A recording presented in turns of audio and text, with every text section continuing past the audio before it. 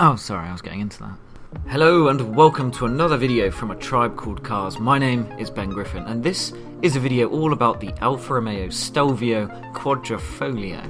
I was lucky enough to be at the UK launch in Scotland, but my full review isn't quite finished. However, I thought I'd tell you what it's about. Basically, the Alfa Romeo Stelvio Quadrifoglio is the SUV version of the mighty and utterly brilliant Giulia Quadrifoglio, and you can buy it now. Both the Giulia and Stelvio Quadrifoglio share a lot in common, including the same 503 brake horsepower, 2.9 litre bi-turbo V6, the same 442 foot-pounds of torque, the same ZF 8-speed automatic gearbox, and the same underpinnings. However, the Stelvio Quaddy, despite being heavier, is faster to 62. All it needs is 3.8 seconds versus the Giulia Quadrifoglio's 3.9. In fact, it's only 2/10 slower than Lamborghini's second attempt at an SUV. And that's quite a lot more money. Another unique feature of the Stelvio Quadrifoglio is the Q4 all-wheel drive system. Now what this does is typically power is sent to the rear wheels, but up to 50% can be sent to the front when extra traction is needed, such as in the rain or when it snows, or if you've just got a really heavy right foot. It's a very effective system, and you can see that quite easily because despite being heavier than the Giulia Coupe, it is faster to 62. Contrary to popular belief, the A part of the DNA selector in the Stelvio Quadrifoglio stands for added efficiency mode and not all weather.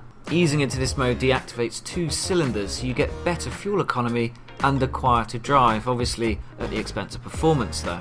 During our drive in Scotland, we saw the miles per gallon average reach the mid to high 20s, which is impressive for an SUV that's quite heavy and has this much horsepower, and considering I was making very little effort to be efficient.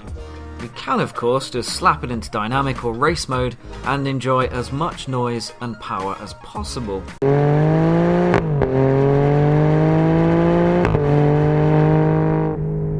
But not necessarily the harshest ride, thanks to that little suspension button in the middle of the selector. The infotainment system in the cloverleaf badged Alfa Romeo Stelvio Quadrifoglio and other new Alfas could be better, particularly where navigation is concerned. Luckily then you can connect your phone or tablet or whatever else you have using Android Auto, Apple CarPlay or Alfa Connect. So you can use Waze instead, or just listen to your favourite tunes. So how much then for the privilege of owning the Alfa Romeo Stelvio Quadrifoglio? Well, the answer is £69,500 before extras, which is a lot of cash for a mid-size SUV admittedly. But then bear in mind the equivalent Porsche Macan Turbo is about the same price but considerably slower and much less powerful. The F-Pace S meanwhile is cheaper, more spacious and great to drive, but nowhere near as quick. As a result, the Stelvio Quaddy occupies its sort of own space and is actually a bit of a bargain, especially when you consider you could buy 2 of them for the price of that Lambo and end up with something that doesn't sound like a body part.